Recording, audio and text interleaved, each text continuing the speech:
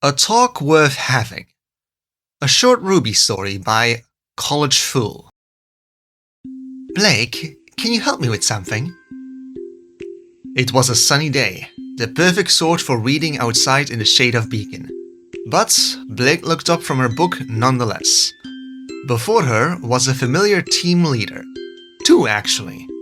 A Jean Arc of the blonde hair stood and gave a small wave from behind the more familiar face of Ruby Rose. Ruby's silver eyes were wide, a slightly nervous smile on her face, as an earnest look of apologetic need dominated. Even though she'd been enjoying her story, Blake didn't mind. Once she might have, preferring the company of books to that of her team. But they weren't just her team. They were friends. And ever since the incident with the dogs, she had resolved to try and be a better one in turn. To be honest with them as they were with her. Blake put the book down, taking care to hide the title and nature of her literature from those earnest, innocent silver eyes, and gave Ruby a smile. Honesty was the best policy, after all. Certainly, Ruby, Blake agreed, willing to do her part. What's wrong? She wasn't particularly worried. Jean was there, and if it were serious, he'd probably look more concerned and blissfully ignorant and unassuming. Ruby fidgeted, looking down and gripping her skirt in her hands. Well, I've kind of got this question, and Jean didn't know either, and we thought, well, you seem to know a lot about stuff, Blake, she said, looking up with hope and naked admiration. Blake felt something stir, a rare burst of pride that Ruby would seek her out rather than Yang or even Weiss. Well, I wouldn't go that far, Blake demurred modestly. But it's true, Ruby insisted, leaning forward earnestly. You're really smart and clever, Blake, she praised. If Blake's ego were its own cat faunus, it'd be purring. And you're always reading those books of yours, Jean added helpfully, ignorantly indicating the book beside her. We thought you'd be perfect for this. Blake gave him a short stare, unsure if he'd made a pun or not, and certainly he wouldn't think the same if he knew the book she'd been reading. But Jean was as stupid as he was harmless, and Ruby was waiting with bated breath, and so Blake shook herself to her senses. Right, she said, getting back on track. So what was your question, Ruby? She asked. Ruby looked delighted, clapping her hands together in excitement. Well, it's just... she began, a bit too loud and grabbing local attention until a hand fell on her shoulder. Shh, not so loud, Ruby, Jean said, looking around at the people who'd noticed. Maybe we should go somewhere less... open? He suggested as people turned back to minding their own business. Blake wasn't inclined to move. It was a beautiful day. The shade under the tree was nice, and the sooner she'd helped answer Ruby's question, the sooner she could go back to her book. Ruby didn't have a malevolent bone in her body, and the worst that could happen would be that she'd embarrass herself. Even if Jean might have his ignorance exposed, the worst Blake stood to suffer was embarrassment by proxy. It might be good for a laugh afterwards, at any rate. No, it's fine, Blake said, dismissing John easily, as most people were inclined to do. What's your question, Ruby? She asked instead, wondering what it could be.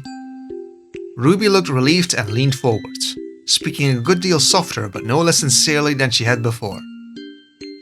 Blake, how are babies made? A few minutes later, a decidedly uncomfortable Blake had decided to take up Jean's suggestion and relocate elsewhere. They were in a music room, a decidedly underutilized activity in a combat school, where they could have some semblance of privacy. It also had noise protection, built in for those students with sound-based semblances. The two team leaders sat across from Blake, innocent faces uncomprehending the reason for her reaction. Jean sat there like a dumb blonde, a guileless smile on his face as he watched her pace. Ruby sat there, equally cheerful, though she was fidgeting a bit more considering how she'd asked the question in the first place. Blake finished pacing, working out her nerves as she turned towards the two. They stared back, politely attentive, waiting for her to speak. How, she finally managed, did this all start? Well, in the beginning there was nothing, Jean said. When conceived an idea and said, let's have some kick-ass fights, and Remnant was written, he began, bastardizing the book of Not that far back, Blake glowered. This issue specifically. Well, it was for that paper on Grim Anatomy class, Ruby explained without a hint of shame or embarrassment. Remember? The one about the mysteries of Grim? She asked. Blake did. There were many things not known about the Grim, and even if the teachers couldn't answer the questions, they could help the students know what they didn't know. The paper had been simple. Take any of the many unknown aspects about Grim, do some research, identify the theories, and so on. Basic writing, really. Blake had done her paper on the mystery of Grim's sustenance. If they didn't live off of people, they had to survive off of something. Well, Jean and I both ended up taking the topic of where do Grim come from? I thought it'd be easy. Blake vaguely remembered that topic and could almost see where this was going. The paper had really intended to be about the origin of Grim, like where they came from originally. But if this was about the subject of Grim breeding, I thought it was eggs at first, and so did Jean. You know, nevermore being birds and nests and everything. But then Jean thought the same applied to all the other Grim. And I'm like, who's ever heard of an Ursa egg? But then he's like, well, who's heard of Grim getting married? And now she was lost. Marriage? Blake echoed. I know! Stupid, right? Ruby said, nodding to herself as she ignored the look of shock on the dumb blonde's face. Hey, it's a reasonable point, Jean protested, looking at Ruby. And like your idea is any better. Hey! Ruby protested hotly, though not with true anger. Just because people come from eggs doesn't mean all Grim do. Eggs? Blake repeated, even more lost. Yeah, Ruby said. I heard it in class once, I think. I might have been dozing, but it fits. Everyone knows that babies come from the stork. That's... Blake began as she started, sensing a half-truth there, but choked. The stork? Really, Ruby? She asked, incredulous. The stork is a bird. Birds lay eggs. I is smart, Ruby declares proudly, nodding to herself confidently. Blake didn't bother to correct her grammar. Instead, she turned her head towards John. And where... She began slowly, dreading the answer. Do you think babies come from... From parents, John said blithely. Blake stared and John continued. When a man and a woman fall in love, they get together. Blake stared more, willing him to go on. Please, please. And then? She prompted. Then they date for a while to make sure their love is pure and true, Jean said. That's how it was supposed to work, for people at least. And then? Blake prompted again, hoping to lead him to the right answer. And then they get married. Blake said nothing, and Ruby squirmed, and Jean felt compelled to add, and sometimes they hold hands. The kids just kind of pop out of the garden after that. Blake still said nothing, looking at him with utter incredulousness, and the squirming Ruby exploded. That's not right, Ruby rejected vehemently. You don't need to be married. My mom wasn't married. Oh yeah? And what's your answer then? Jean challenged hotly. It's the stork, doofus, Ruby repeated. Uncle Crow told me. A man and a woman spent all night writing letters to the stork, asking for him to bring them a baby. Except it's really tough, and sometimes they scream about what they should write or how they should go faster. And they have to write it on special thick paper, cause sometimes at inns you can hear them shouting about doing it harder. Like, they have to use a really big pen and press down on the paper as hard as they can. But you hear lots of shouting if there's a tear. And sometimes, even after a really good night of letter writing, the stork is so lazy or greedy that after a few months, a woman has to cook bread in an oven and hide more and more of it under her skirt until they can get the storks flying overhead to notice and trade the bun for a baby. That makes no sense, Jean protested in turn. Storks are nowhere near that common. And what about places where storks don't even live? How would they move babies there? They could mail them back after they received the letter, Ruby reasoned. Or wear cold weather clothes when flying. That's daft, Jean began. And if they had to fly for every Grim Cup, they'd stop. The two bickering friends paused and turned towards Blake, who was looking at them with a mix of shame and horror. Just stop, Blake begged, trying to regain control of the situation. That's not how it works, she said. Ha! See? Jean crowed. I told you were wrong, he said at Ruby. I can't be wrong! Uncle Crow said so! Ruby returned, desperate. You're both wrong! Blake ruled, trying to shout them down. Both of you! That startled them into submission, until a sniffle broke the tension and worse, tears started to gather in Ruby's wide silver eyes. But that means... Ruby began, crystal tears gathering in her eyes. Did it mean Uncle Crow lied to me? She bawled. Despite the hot words, Jean was at her side, giving her a comforting hug and shooting a nasty glare at Blake. Or as nasty as he could, anyway. A veritable, even if she was wrong, how could you be so mean about it?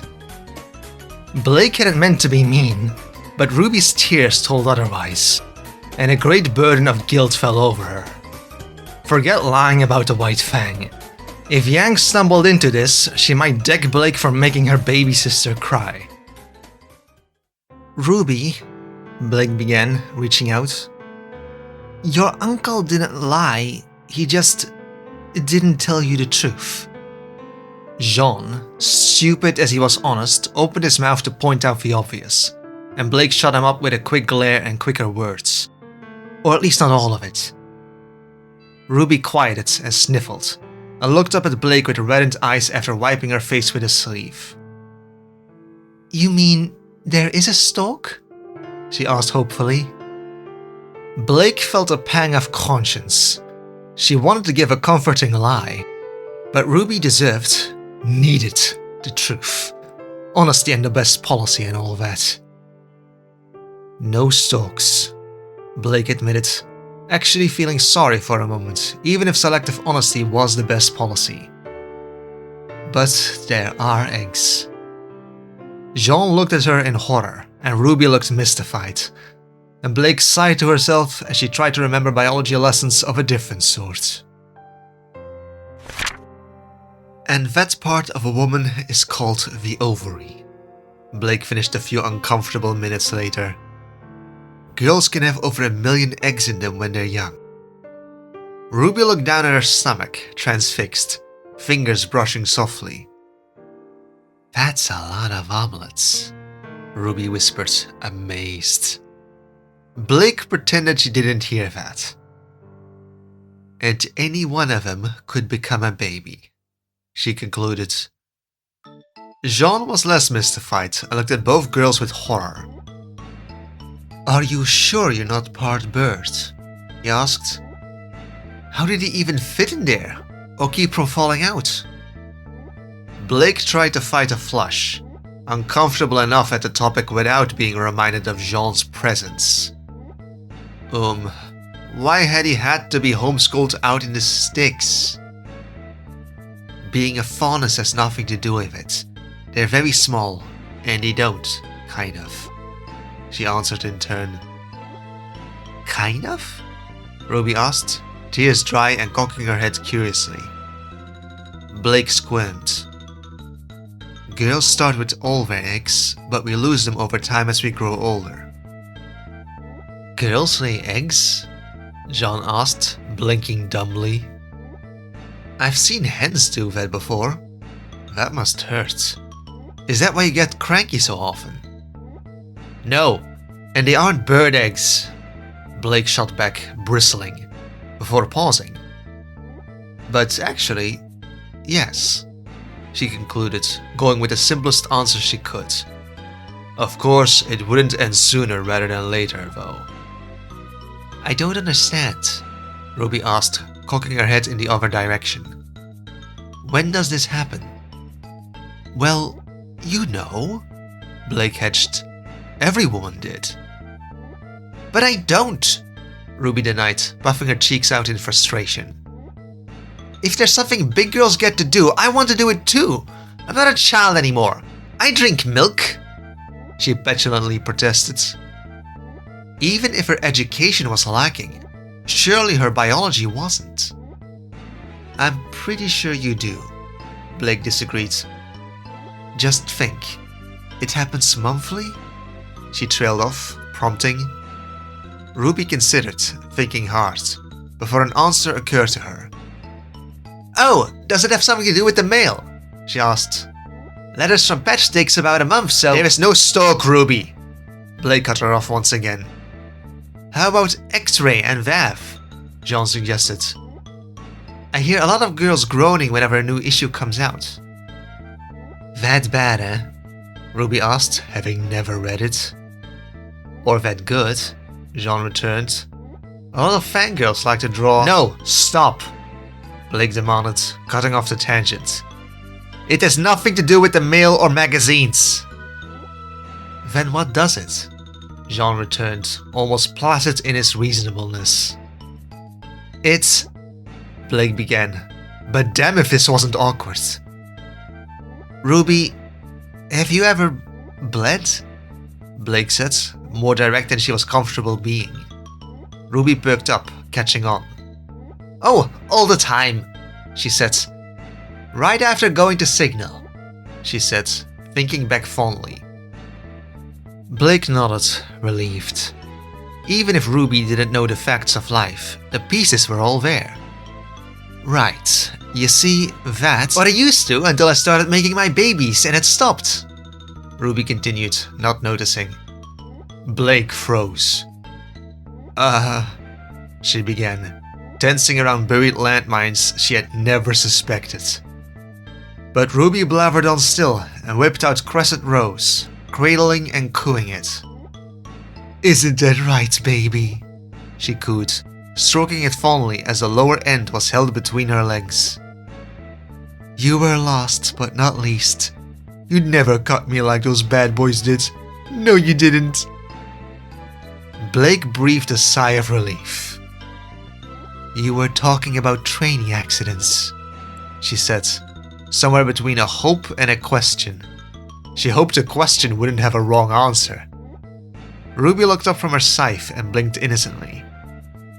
What else would I be talking about? She asked. Grim almost never hit me, not enough to make me bleed. Blake sighed again. Ruby, just how old are you? Blake asked directly. Ruby's silver eyes blinked. Just over 15. Why? Blake did the mental math and scratched the limits of her memory. Usually it happened earlier, but she had heard of some cases, especially young women who might overexercise. Ruby, have you had your first period? Blake asked directly. Ruby looked confused. Yeah? She asked, as if it were a dumb question. Haven't we all? Yeah, me too, Jean added, reminding Blake of his presence. We all share the same morning classes. Don't you remember, Blake? He asked, and Ruby nodded. That's not what I meant, Blake said. Ruby, have you ever woken up and found your sheets bloody? She asked. Ruby cocked her head once again. Nope, she chirped. Not unless I was hurt. Why? Blake swallowed. A late bloomer? Really? This late? And she was bigger than Weiss. Though then again, Verbrock could be padded, and Weiss definitely was old enough. Then have you ever noticed Yang walking up to change her sheets? She asked. Yep, Ruby chirped, and a wicked grin crossed her face before she leaned in. Don't tell her I told you this, but I did catch her cleaning her sheets after having a wet dream one night, she whispered conspiratorially. Really? Jean marveled, interested despite a blush. Isn't she a bit old for that? He asked. Oh yeah, Ruby said with innocent frankness. And not just her. I caught Weiss changing her sheets one time when she thought no one was up. She was really crabby that morning, let me tell you. And I didn't even pull the hand in water trick. And then there was the night that Blake was moaning Sun's name and... Blake flushed. What she had with Sun was nothing. Nothing beyond his dreams anyway. But that didn't mean she couldn't appreciate his form in her own. But that was neither here nor there. Never mind that, she hurriedly interrupted. My point is, Weiss wasn't just crabbier than normal. She was going through her period. She was changing her sheets because there was blood on them. That got attention. Blood? Ruby repeated, horrified. Was she hurt? Was something wrong? Jean asked, concerned beyond his simple little crush. Nothing was wrong, Blake said, trying to reassure them. Her body couldn't stop the bleeding on its own, and so... Couldn't stop the bleeding on its own? Jean repeated, horrified. That's unnatural. That's not good, Ruby cried, beginning to panic. Healthy people don't bleed for no good reason. Blake tried to be the voice of reason. There is no good reason, she admitted, because honestly, fuck that time of the month. But she barely got to the but before Ruby reached out and began to shake Blake with fear in her eyes. Blake, is that going to happen to me? Her team leader demanded. Am I going to die? Can Ruby avoid it? Jean asked, equally concerned for his friend. Blake was being overwhelmed by the shaking, but managed to shake her head. She can't! She managed through the shakes before stabilizing her own head and remembering her resolve. Honesty is the best policy. It's going to happen. It's part of life and growing up, Blake said with sympathy. Ruby dropped her arms, sinking into herself. No, the little Red Reaper whispered, looking at her own body with fear. Blake, Jean insisted, getting a bit too close to her personal space, but Blake could forgive him this one time. How do we stop it? How do we stop the bleeding? You can't, Blake said, as solemnly as if passing a death sentence. You can only endure. As all women through history had. Ruby looked up, afraid. Does it ever stop? She asked.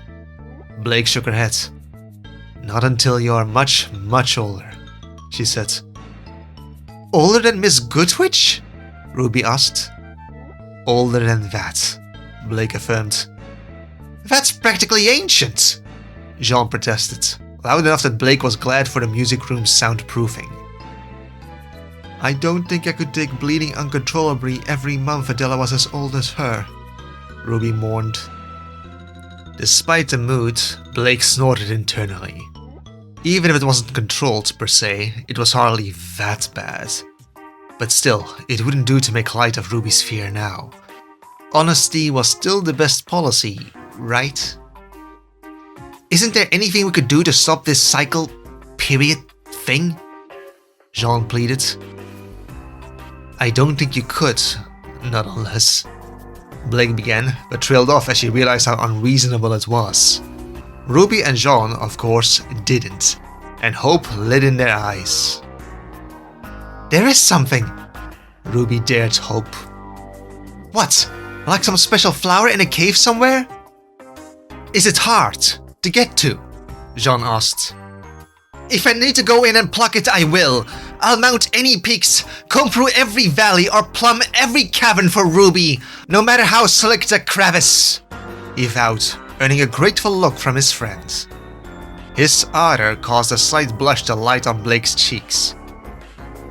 It's not difficult, but it could involve you, she began, before cutting herself off.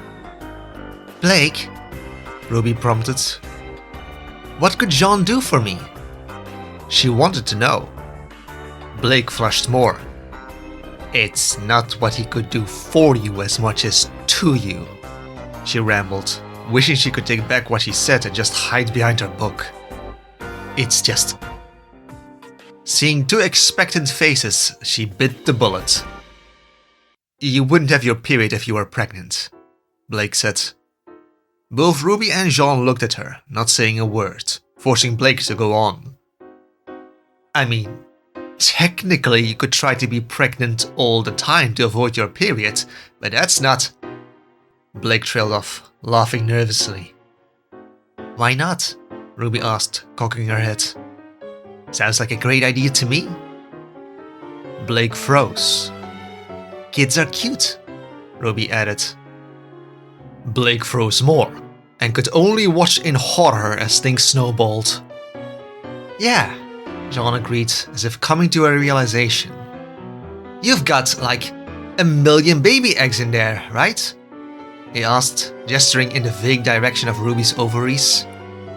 Even if it takes 9 months each, that's still, like, 1 bajillion babies you could have. 1.3 babies per year. So by the time you are done with Beacon... I've got 3 more years after this one, so... She began counting on her fingers. 4 kids by graduation, she guesstimated, ignoring that she very likely wouldn't be able to graduate Beacon under this novel healthcare plan. Sounds about right, unless you had twins, Jean agreed. True. Ruby considered.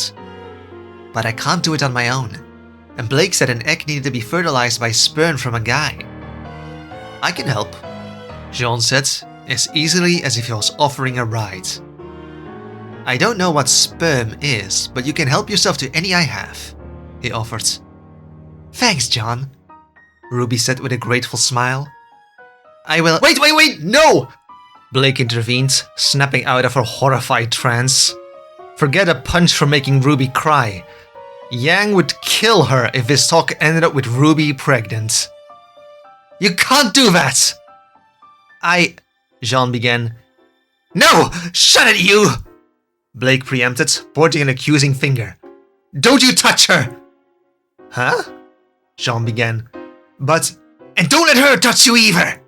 Blake hissed, before turning towards Ruby to shake the girl as her leader had so recently shaken her. Ruby! You can't do this! I won't allow it! Blake! No, it's not worth it! Blake shook the little girl. It sucks, but you aren't going to die! But Blake... No, it's not worth dying over! It's not worth me dying over! Blake snapped. You cannot get pregnant, Ruby! You cannot have sex to get pregnant! And especially not with Jean! Hey now! Shut it! And you, say it! But you... Not you! Ruby! Say it! It? Ruby attempted. Say it! Blake demanded, shaking the little girl, until stronger arms pulled her off her team leader. Ruby was left with little spirals in her eyes as Blake's focus returned to her. Jean's grip was firm and strong, and while Blake could have attacked him to escape, she chose to wait and let Ruby recover her wits, to see if she'd learned her lessons. Ruby stabilized and quickly held up her hands in peace. Blake, I won't, she placated the faunus girl. I know I can't have sex with Jean just to get pregnant, she said, and Blake relaxed. Of course she couldn't. Ruby had a dream of being a huntress, rather than just in a kitchen somewhere with countless rugrats. Blake felt a bit of shame at how wound up she had become, and how she'd taken it out on the little girl before her. The little girl looked at her with those wide, innocent silver eyes that brimmed with honesty and integrity. After all, Ruby admitted, looking at Blake softly and perhaps a bit sadly. We don't know how, Jean said, standing behind Ruby and putting a sympathetic hand on her shoulder. Something broke, and Blake didn't realize she had collapsed until she realized she was nearly at ground level. Jean's arms behind her were stabilizing her, holding her up as much as against him, while Ruby kneeled down in front of her. Blake had a strange sense of vertigo, and Ruby's mouth moved with words that Blake didn't want to hear. I'm sorry. Say that again? Blake asked. I asked if you could teach us how to have sex, Ruby repeated, perfectly frank and honest. Since we don't know how. Blake flushed and snapped. How? She managed between the blushing and whine she wanted to let out. I just explained! How could you not know? Actually, you didn't explain that part. Jean pointed out, far too calm. You just talked about ovaries and periods. But ovaries! Sperm! Together! Blake tried to make out, too combobulated for coherent sentences. She settled for making a circle with thumb and finger in one hand, pointing a finger on the other and putting finger through circle repeatedly for emphasis. Ruby and Jean watched cluelessly, trying to make sense of it. Ruby turned to Jean. I guess you really do need to put a ring on it. Ruby hazarded a guess. Jean just shrugged. Blake whined again, but there was no escaping this. No more than she could escape the blush dominating her cheeks. Choking on the words, Blake struggled to speak. Ruby, she choked out. When a girl and a guy are together, when they are really close, the guy gives a girl sperm for her ovaries and... She trailed off, far past uncomfortable and hoping this would be explanation enough for the both of them.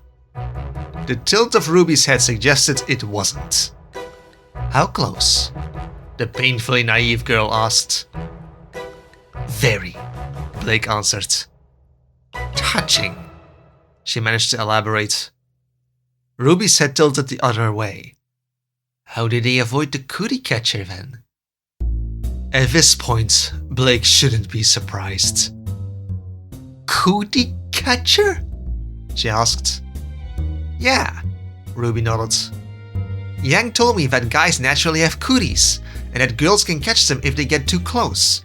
Once a girl catches a guy's cooties, the guys never go away until they get their cooties back, she explained. Even Jean, or rather, only Jean, raised an eyebrow to that. Cooties? Really? And you believed that? He asked Ruby.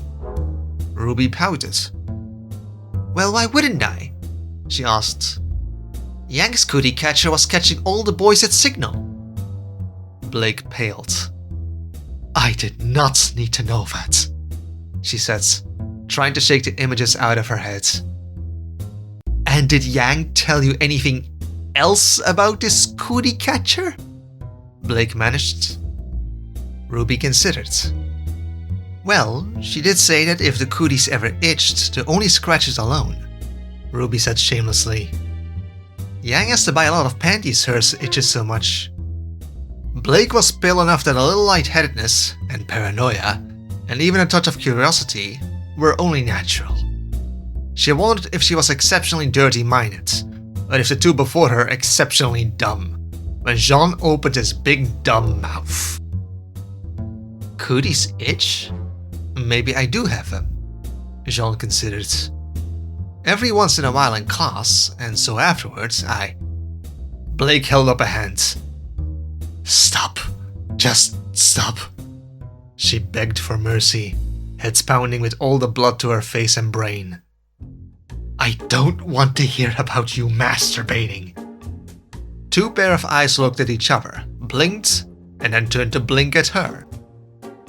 What's masturbating? Jean and Ruby asked in unison. It's sex with yourself and... Blake answered with familiar ease before stopping. You know what? Fuck this, figuratively. It'll be easier to show you, Blake said.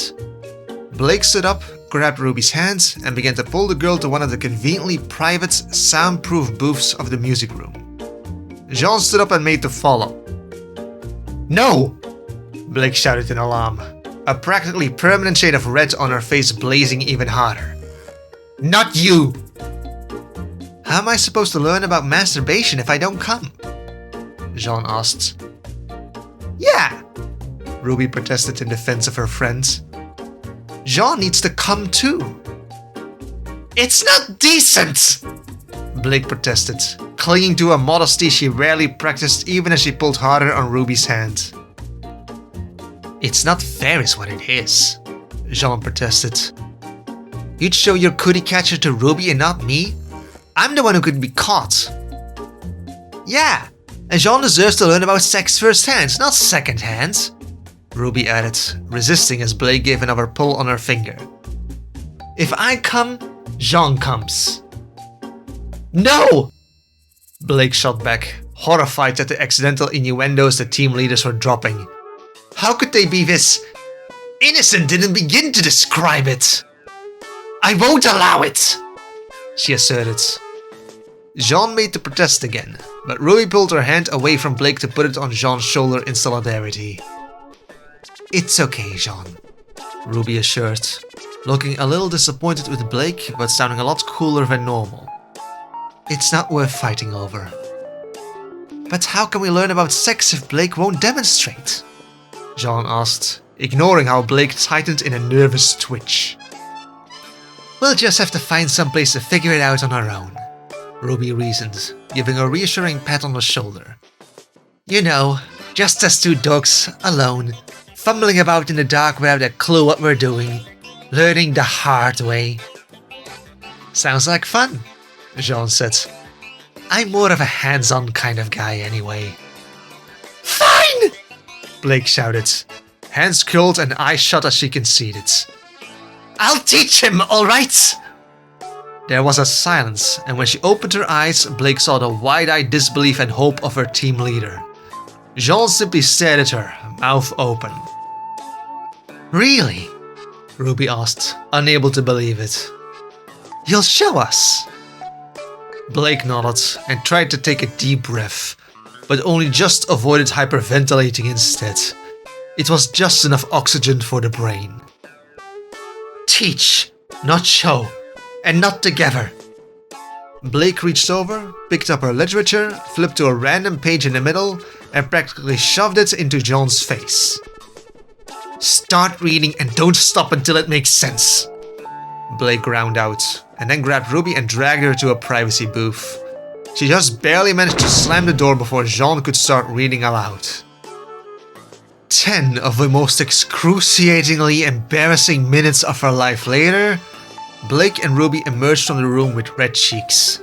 Well, Ruby emerged chipper and practically skipping, and the red on her cheeks was the sort she always had in good cheer, albeit with the occasionally suppressed giggle. Blake, in contrast, practically staggered out. An increasingly familiar red stained her face, and she looked like a woman starved for sanity or modesty. She stumbled out of the booth and wanted nothing more than for it to be over. The two girls approached Jean, who was engrossed in reading Blake's literature. No blush graced his cheeks, no pervy giggles, only an unusually earnest expression as he turned the pages. He only looked up when he heard Ruby's giggles approach. "Hey Ruby," he greeted. "Did she?" he asked, indicating the struggling Blake. "She sure did," Ruby giggled, sweet innocence radiating from her face. "She taught me a lot, and even showed me how to." Blake was exhausted, mentally and physically, but not too tired to stop that tangent. "Enough. I showed her enough, and there's nothing left to be confused about. Unless you have any questions," she asked, tired eyes staring at Jean and silently promising murder if he did. "Actually, I do," Jean said, neither he nor Ruby noticing the radiating animosity from the tired Blake. "I mean, I get how it works, I think. I didn't think ovaries were in the butt." he admitted, fighting a slight blush. But how typical is all that, really? Typical? Blake echoed. Jean nodded, blush fading as he did. Like, who has that many ropes hanging about? Or more than one set of handcuffs? I don't really think candles are supposed to be used like that. But isn't the main guy a bit off? Jean asked. He's a smut star, Blake didn't admit. How so? She asked instead. Jean shot an awkward glance at Ruby, apparently less willing to spoil Ruby's innocence than Blake had had to. Well, I mean, I realize I have no frame of reference, Jean meandered, shuffling his feet a bit. But isn't he a bit under-equipped? What? What do you mean? Ruby asked more elegantly, still unfamiliar with the world of porn. Jean looked back at the book to check. Isn't 8 inches of raw, unrestrained masculinity on the short end? I mean, I can only compare it to myself, but still. He trailed off.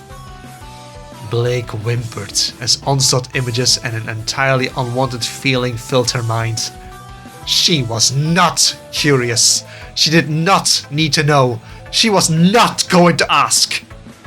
So Ruby kinda did it for her, looking as sincerely curious as Blake had ever seen her.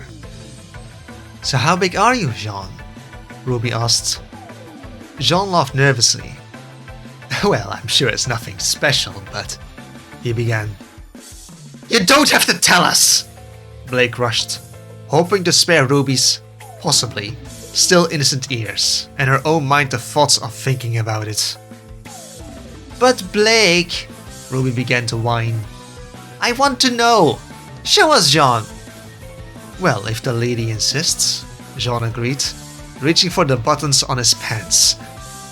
It's great! I mean, it's fine! We don't need to know! Blake insisted, frantic energy building like steam in her head. But Blake... Ruby whined. I want to know! I'm curious! Come on, it could be fun! She cajoled. No, it won't! Blake shouted, hyperventilating. Besides, you can't! You promised not to have sex with Jean! She reminded. Technically, she didn't, Jean pointed out, a bit too contemplative and not nearly opposed enough. You just made her say she couldn't have sex. And that was before you told me how, Ruby pointed out. No, Blake repeated, eyes wide and ears down. You can't have sex to get pregnant! So what if you had sex for more than just to get pregnant? Ruby counter-offered. Yeah, like curiosity, or fun, Jean offered. Then I'll kill you, Blake claimed, then thought one better. I'll castrate you, she nearly throttled. I'll tear it off! Jean covered himself instinctually, but Ruby put her hands on her waist and adopted a scolding expression as she bent forwards at the waist. Now wait just a minute, Blake, Ruby began, sounding very disappointed. You can't just go about putting your hands on Jean's. No more talking about it! Don't even think about it! Blake ordered, nearly at a tipping point. This discussion is over! All of this! And I'm going back to bed! Blake declared, making to leave. Aww. Jean pouted behind her, not sounding nearly as embarrassed as he should be after a lecture on sex ed.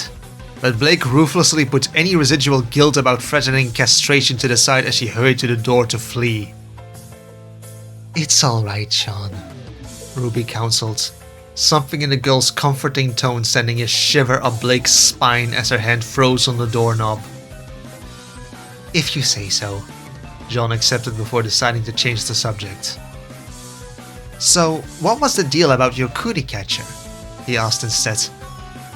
Oh, we can hit that later, Ruby said easily.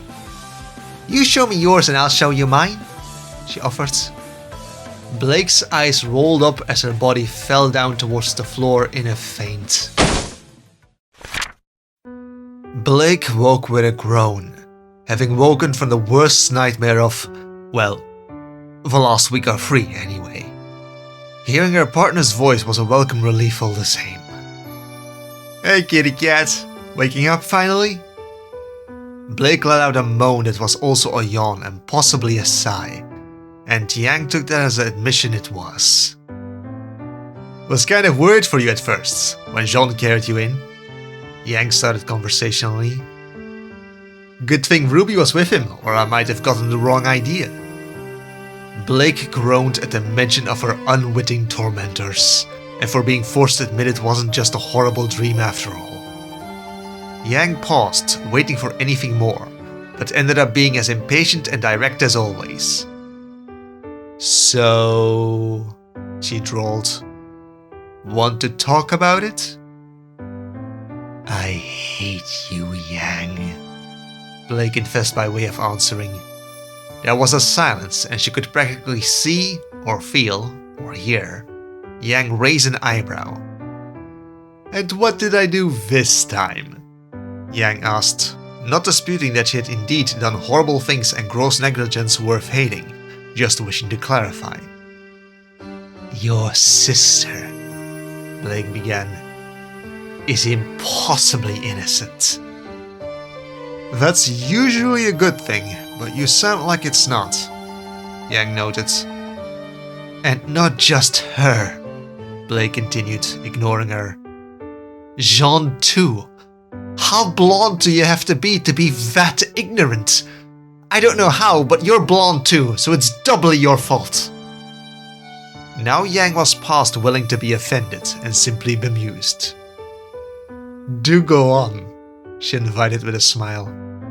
"I gotta hear how this works out. How is Jean being himself my fault?" "Because even if Jean is Jean," Blake bit out, "it wouldn't have mattered if RWBY wasn't so RWBY." Yang re-raised a skeptical eyebrow. "Again, you make that sound like a bad thing. How does this come back to me again?" "Because you should have given RWBY the talk, not me!" Blake's outburst thundered like a mewling kitten, and echoed about as much. Still, there was a contemplative silence as Yang considered the errors of her ways. Or not. "Blake, did you hit your head when you fell?" Yang asked with honest concern. "Eat something bad? Have weird dreams involving my sister?" "I wish," Blake grumbled, not caring who she was speaking to. "But no, teaching your sister the facts of life was too embarrassing to imagine." "Are you sure?" Yang asked. "Because RWBY and I got to talk when I was 12. Blake froze, and her neck gave an ominous creak as her head swiveled to look at the blonde. Yang was leaning back, looking at the ceiling as she reminisced at the amusing memory. "Yeah," she nodded to herself. "It was right as I was getting into Signal and RWBY was starting training. I got my first period, and Dad and Uncle Crow didn't want any confusion, so they set us down and gave us the birds and the bees without any actual birds or bees." Yang snickered at the memory. "You've never seen grown men so uncomfortable as when 2 little girls keep asking for details. Dad needed a drink so bad after that. Uncle Crow didn't just let him have some but joined him." She snickered. "That was our first introduction to the world of alcohol. RWBY couldn't even finish her glass. Ah, good times." She sighed, wiping her eyes of imaginary tears. Blake's mouth went dry. "And John?" she managed. "What about him?" Yang asked, honestly perplexed. "He went to school too, even if it wasn't a combat academy. And doesn't he have like a dozen sisters or something?" she asked. Blake didn't know he had any, actually, which probably went a long way to explaining why she'd been willing to believe it. Blake turned to her other side and away from Yang, mind racing through her recent memories. Every line, every accidental innuendo, every earnest question born of ignorance. Blake felt a kaleidoscope of emotions as heat and pale passed over her face. Anger, shame, humiliation, a touch of admiration, but mostly embarrassment. Why those little... When she got her hands on those two... The door opened, but it wasn't her first victim. Not if the clack-clack of Weiss's heels were any indication. Blake kept her silence, facing away from the shinny she kind of liked, but didn't feel up to talking to right now, and pretended to sleep. Yang, considerate for once, let it drop, though Blake could tell there would be more questions later, hopefully after she hit RWBY's body. There was an easy if not companionable silence in the room after initial greetings as Weiss set aside her books and notes from studying. Normally she was content to not disturb the peace, but today the heiress was actually the one to break it. Yang, Weiss began, getting the blonde loafer's attention. Is there an illness going around the school? Not that I'd heard, Yang answered.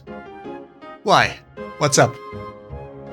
Weiss ignored the improper casualness that they took for granted. Well, it's just... She began, uncertain of how to put it. As I was returning from the library, I saw RWBY and Jean carrying Pyrrha to Juniper's room. Yang sat up. Wonder Girl sick? She asked, surprised.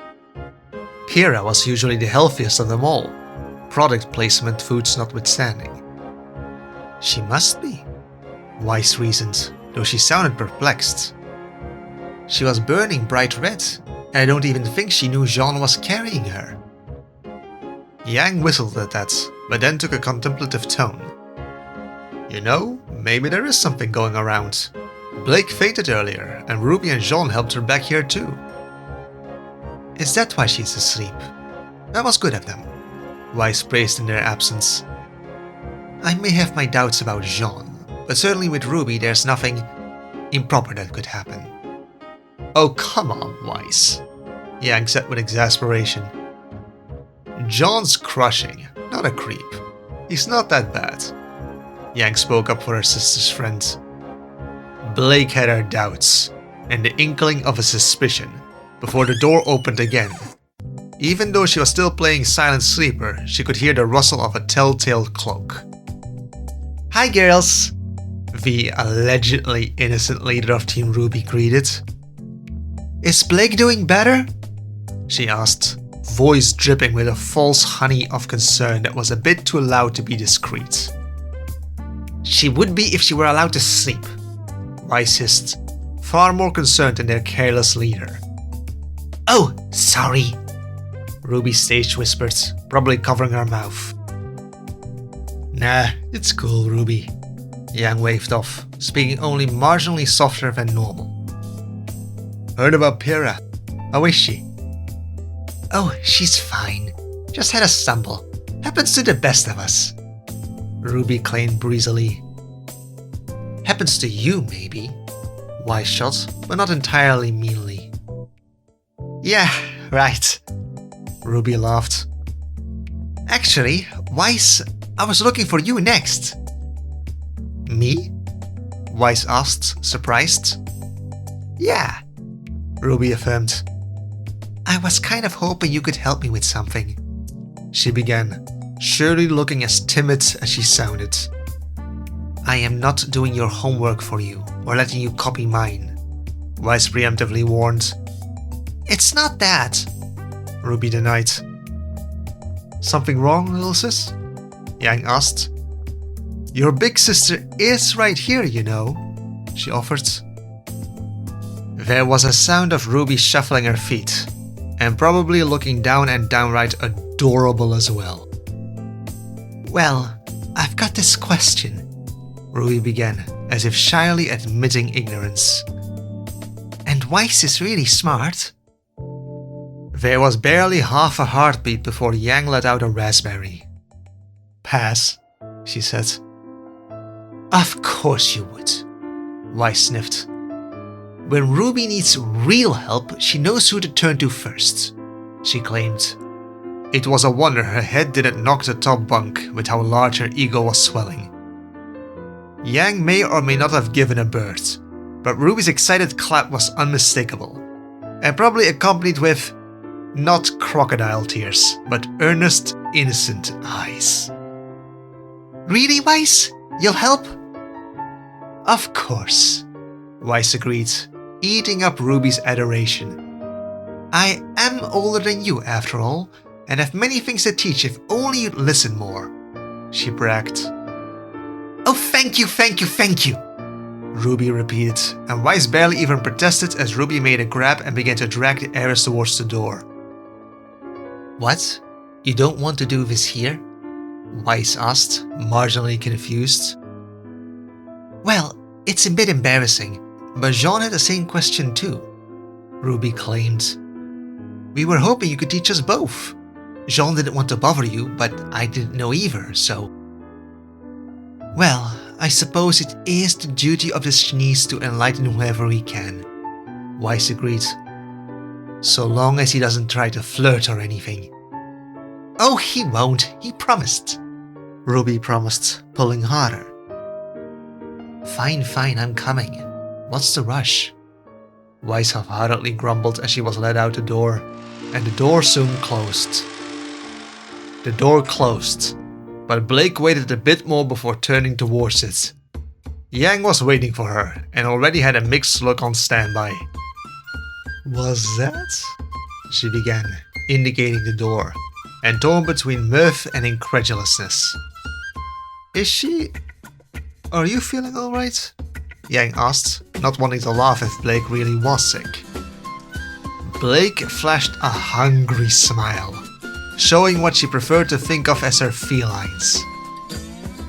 "Oh, I'm fine," she purred, grinning at the impending schadenfreude. "But Weiss might not be feeling so good in a bit." Yang laughed. "I bet," she said, before leaning forwards and giving an equally predatory smile. "Or rather, I will. How much do you want to bet that Weiss screams?" she asked. "Depends," Blake returned, already reaching for where she kept her wallet. "Am I betting with you or against it?" Weiss crumpled to the floor and was just barely saved from hitting her head by the quick hands of an experienced knight. Ruby scoffed. "She didn't even last as long as Pyrrha, though she did give reference material, so my partner wins," Ruby boasted. "I'm more curious as to why she was carrying around sex for simpletons in the first place," Jean mused, even as he gently laid Weiss down. "Was she waiting to break the subject with you or something?" Ruby rolled her eyes. "I got the talk before I got my first real weapon, and I've known what sex was since I caught Yang at it. I'm cute, not a child," she pouted, childishly. "Watch where you put your hands," she added warningly as Jean lowered Weiss to the ground. Jean rolled his eyes in turn. "I'm a man, not a molester," he countered, but there was no hostility between either of them. He stood and gave a smug grin as he held out his hands expectantly. "I believe you owe me something?" he asked. "I was sure she'd screech," Ruby grumbled as she pulled out a 50 yen note and handed it to him. That was a lot of cookies she just lost on Weiss. "You also thought Pyrrha would offer to demonstrate with me one-on-one," Jean pointed out. "I am totally not sorry for taking your money for that one, by the way," he said. "There was no way Pyrrha would want to do that with me."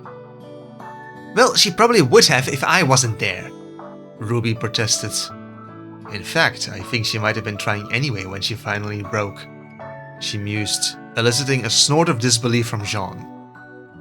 "Anyway," Ruby moved on, "I was right about Blake giving you her porn, wasn't I?" Jean snickered.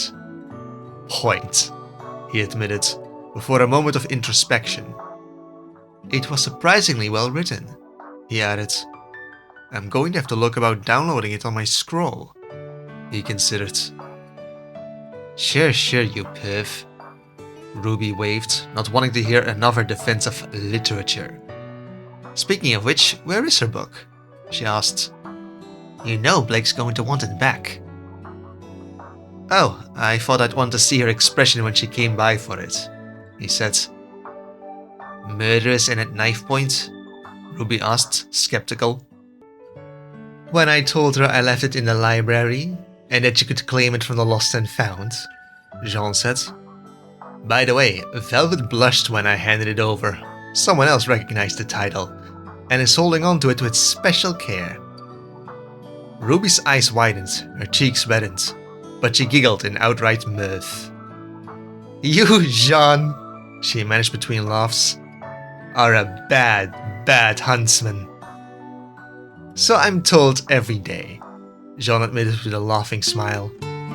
So, Wise didn't scream, and we're good at least until they wake up. Who's next? He asked, turning their minds to the task at hand. Well, we can't try Yang. She knows better, Ruby reasoned. Nora's too unpredictable to bet on, while Ren is so predictable I bet he'd just explain it on the spot. With diagrams, Jean nodded with certainty. Ruby looked up and smirked.